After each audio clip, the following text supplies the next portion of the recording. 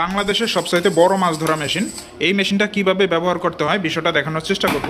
ভিডিওটি শেষ পর্যন্ত দেখুন। এটি সামোস কোম্পানির 98 লক্ষ ওয়াট, এটি 12 ভোল্টে চলতে সক্ষম।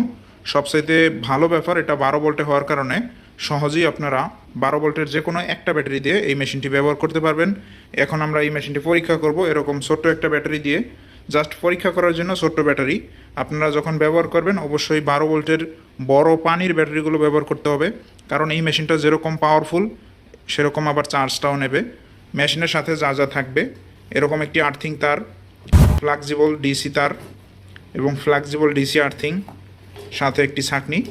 এগুলো ছাড়া মেশিনের সাথে আর কিছু লাগবে না, শুধু ব্যাটারি কিনলেই আপনারা এগুলোর সাহায্যে এই মেশিনটা ব্যবহার করতে পারবেন। মেশিনটি কিভাবে ব্যবহার করবেন বিস্তারিত দেখানোর চেষ্টা করতেছি।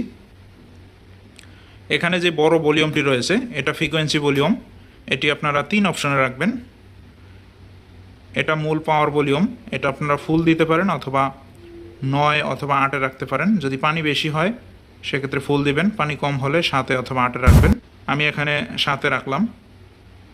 যদি পানির গভীরতা বেশি হয় সেক্ষেত্রে হাই দিবেন নিচের দিকে, যদি পানির গভীরতা কম হয় সেক্ষেত্রে উপরের দিকে রাখতে হবে।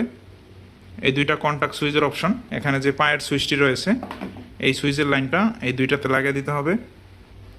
এটা আর্থিং লাইন, এটা ফেস কানেকশন। এটা যে ফেস কানেকশন এটা মূলত এই ছাঁকনির লাইন, এটার লাইন।